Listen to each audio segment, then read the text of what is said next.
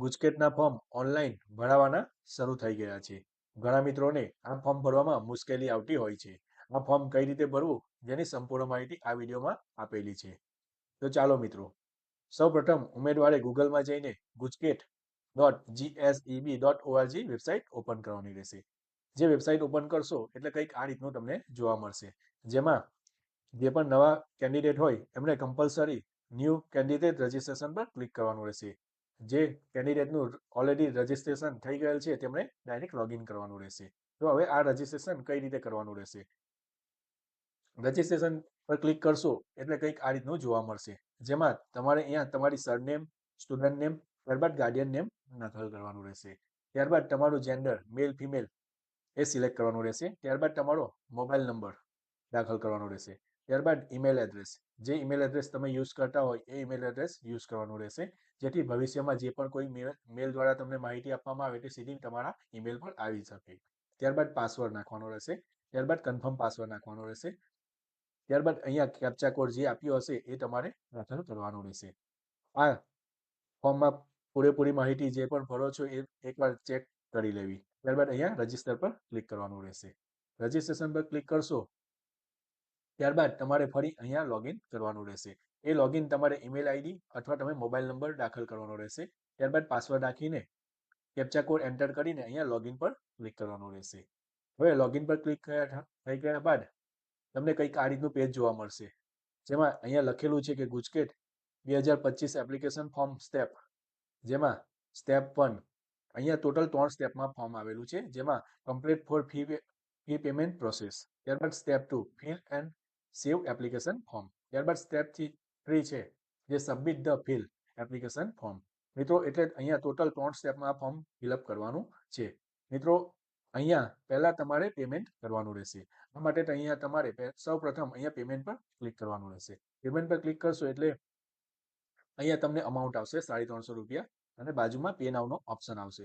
મિત્રો અહીંયા તમે SBI નું પેમેન્ટ ગેટવે, જેમાં તમે તમારો debit card, credit card, net banking, QR code દ્વારા તમારે અહીંયા પેમેન્ટ કરવાનું રહેશે. જેમ પેમેન્ટ કરશો એટલે તમને આ રીતનું એક રિસિપ્ટ જોવા મળશે, જેમાં તમારે પેમેન્ટની ડેટ આવી ગઈ હશે, પેમેન્ટ રેફરન્સ નંબર, ત્યારબાદ પે બાય જે પણ તમારું જે વ્યક્તિ દ્વારા અહીંયા લોગિન જેમનું પણ હશે, જેમના નામથી તમે પે કર્યું હશે એમનું નામ આવી ગયું હશે, અમાઉન્ટ પે ₹350, બેંકનું નામ આવી ગયું હશે, તમારો મોબાઈલ નંબર આવી ગયો હશે, ત્યારબાદ status transaction successful, order number આવી ગયો છે અને તમારો ઈમેલ એડ્રેસ આવી ગયો છે. અહીંયા પ્રિન્ટનો ઓપ્શન આવે છે, જે પ્રિન્ટ પર ઓપ્શન પર ક્લિક કરીને તમારે અહીંયાથી જે PDF જનરેટ થાય છે એ ડાઉનલોડ કરી લેવાની રહેશે.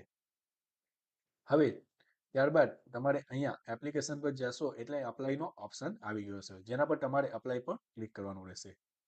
હવે મિત્રો અહીંયા તમને ગુજરાત કોમન એન્ટ્રન્સ ટેસ્ટ 2024 આ રીતનું એક પેજ જોવા મળશે, જેમાં અહીંયા તમારી પર્સનલ ડિટેલ, જે કેન્ડિડેટનું નામ જે તમે રજિસ્ટ્રેશન કરતી વખતે આપી હશે એ જ નામ આવી ગયું હશે, જે name to be printed in marksheet.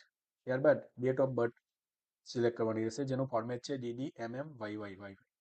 આ રીતનું તમારે ડેટ ઓફ બર્થનું ફોર્મેટ છે. ત્યારબાદ તમારું જેન્ડર મેલ ફિમેલ જે પણ હશે, કાસ્ટ SC ST OBC અધર જે પણ તમારી કાસ્ટ હશે એ સિલેક્ટ કરવાની રહેશે. ફિઝિકલી હેન્ડીકેપમાં જો તમને કોઈક રીતે ફિઝિકલી હેન્ડીકેપ ના હોય તો નો પર સિલેક્ટ કરવાનું રહેશે, જો હોય તો યસ પર ક્લિક કરવાનું રહેશે. ત્યારબાદ અહીંયા ફેમિલી ઇન્કમ, જે તમારી કુટુંબની વાર્ષિક આવક હશે એ અહીંયા સિલેક્ટ કરવાની રહેશે. ત્યારબાદ તમારે આધાર કાર્ડ નંબર અહીંયા દાખલ કરવાનો રહેશે. મિત્રો આટલી ઇન્ફોર્મેશન દાખલ થઈ ગયા બાદ તમારે એડ્રેસ દાખલ કરવાનો રહેશે. ત્યારબાદ અહીંયા તમારો સ્ટેટ ગુજરાત સિલેક્ટ કરવાનો હશે, ડિસ્ટ્રિક્ટ જિલ્લો જે તમારો જિલ્લો હશે એ સિલેક્ટ કરવાનો રહેશે.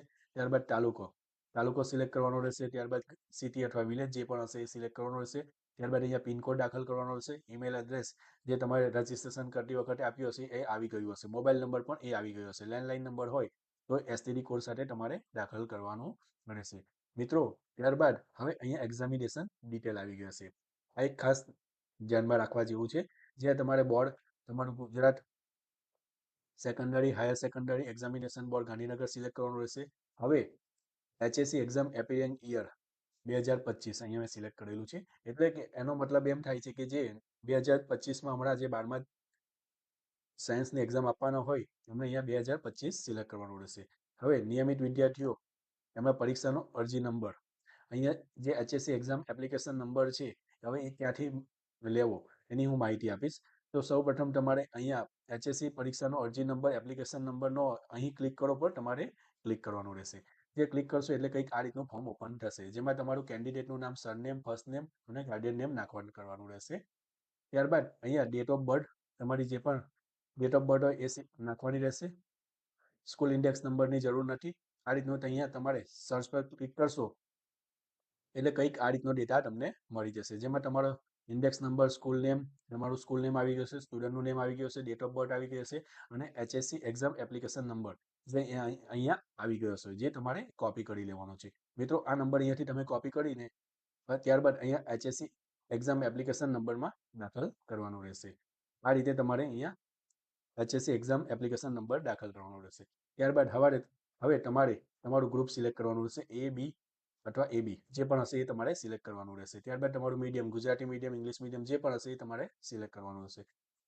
હવે અહીંયા સ્કૂલ ડિટેલ્સ જે HSC સ્કૂલ ઇન્ડેક્સ નંબર એમાં તમારે કોઈ દાખલ કરવાની હોતી નથી, એ ઓટોમેટિકલી આવી ગયો હશે જેમાં તમારી સ્કૂલનું નામ હશે અને સેન્ટર કોડ હશે.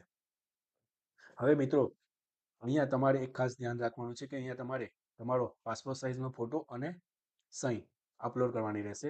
એટલે તમારા મોબાઈલમાં પહેલેથી તમારો પાસપોર્ટ સાઇઝનો ફોટો અથવા સહી બંને સેવ કરીને રાખી લેવું જેમાં એનું ફાઇલ ટાઈપ છે JPEG છે અને સાઇઝ આપી છે 5 KB થી 50 KB અને એમનું ડાયમેન્શન પણ આપ્યું છે. એ તમારે ખાસ ધ્યાન લઈ લેવું જે તમારા મોબાઈલમાં અથવા લેપટોપ દ્વારા તમે કરી શકો છો. આ માટેના જે ફોટોની રીસાઇઝ માટે પણ ઘણી બધી વેબસાઇટ છે તે તમારે ગૂગલ કરી લેવું ત્યાંથી તમે ઇઝીલી એ કરી શકો. ઓલરેડી મારે અહીંયા ફોટો અપલોડ થઈ ગયા છે એટલે અહીંયા રિમૂવનો ઓપ્શન આવે છે. ત્યારબાદ અહીંયા સેવ બટન પર ક્લિક કરવાનું રહેશે. ત્યારબાદ અહીંયા એક ચેકબોક્સ આપ્યું છે જેમાં I hereby declare that all the data fill above duly check and correct as per my knowledge. I hereby declare data to be correct એટલે કે અહીંયા હું સંમતિ આપવાનું છે કે અહીંયા જે પણ આપેલી ઇન્ફોર્મેશન એ મારી સાચી છે. ત્યારબાદ અહીંયા સબમિટ બટન પર ક્લિક કરવાનું રહેશે. મિત્રો સબમિટ બટન પર ક્લિક કરશો એટલે કંઈક આ રીતનો એપ્લિકેશન નંબર આવી ગયો હશે જે તમારે અહીંયા નોંધ કરી લેવાનો રહેશે. હવે અહીંયા વ્યૂ અને પ્રિન્ટનો ઓપ્શન જોવા મળશે જ્યાંથી તમારે એપ્લિકેશન ફોર્મ તમારું ગુજકેટનું ડાઉનલોડ કરી લેવાનું રહેશે. જેના પર ક્લિક કરશો એટલે કંઈક આ રીતનું ફોર્મ આવી ગયું છે જેમાં તમારે એપ્લિકેશન નંબર, સબમિશન ડેટ આવી ગઈ હશે. ત્યારબાદ તમે જે પણ પર્સનલ ડિટેલ ફિલ કરી હશે એ આવી ગઈ છે. મિત્રો અહીંયા એક QR કોડ હોય છે અને અહીંયા કેન્ડિડેટનો ફોટો હોય છે. ત્યારબાદ તમારી એક્ઝામિનેશન ડિટેલ્સ, બોર્ડની જે પણ ડિટેલ તમે ફિલ કરી છે બધી એ ઇન્ફોર્મેશન આવી ગઈ છે. અહીંયા કેન્ડિડેટની સાઇન આવી ગઈ છે અને પ્રિન્ટ એપ્લિકેશન ફોર્મ અહીંયાથી પ્રિન્ટ એપ્લિકેશન ફોર્મ પર ક્લિક કરીને PDF ફાઇલ તમારે તમારા મોબાઈલ અથવા કોમ્પ્યુટરમાં ડાઉનલોડ કરી દેવાની રહેશે.